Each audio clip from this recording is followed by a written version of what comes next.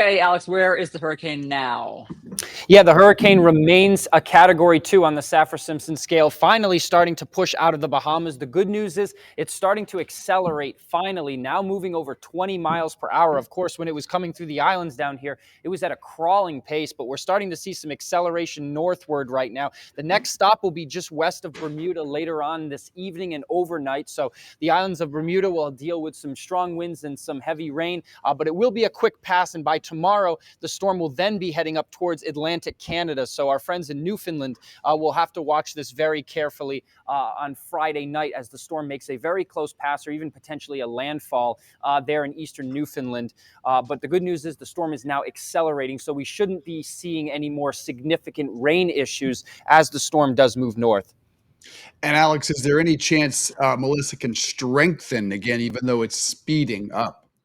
Yeah, it's certainly possible. The waters are still very warm just north of the Bahamas, so it's possible that the storm could see another 5-mile-per-hour or 10-mile-per-hour increase as it moves to the north. It may not matter all that much for Bermuda. It looks like the storm is going to be about 125 miles or so to the west of Bermuda, so they're still going to get some gusty winds, but especially with that more accelerated pace, I think the impacts will be fairly limited overall. And Bermuda is built pretty well to sustain hurricanes because obviously they see a lot of storms. They've seen many so far this year.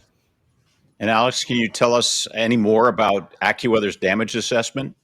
Yeah, absolutely. Like you mentioned earlier, AccuWeather has a damage estimate of $48 to $52 billion. A lot of this, of course, is the direct damage, like the infrastructure damage, but a lot of this is actually tourism dollars as well. Jamaica is a major tourist destination, and of course, you have Montego Bay, which suffered a direct hit from the western eye wall of the storm, and a lot of resorts on the northern side of the island were severely, severely impacted. So this is all baked into this number as well.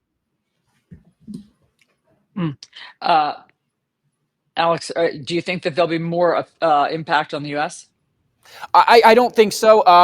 No direct impacts, but there can be some rough surf and potentially some beach erosion on the Carolinas. We've already seen several houses fall in here over the last couple of days. I'm concerned about that, and anyone that's going to be at the beaches is going to have to be very careful because there could still be some dangerous rip currents into the weekend.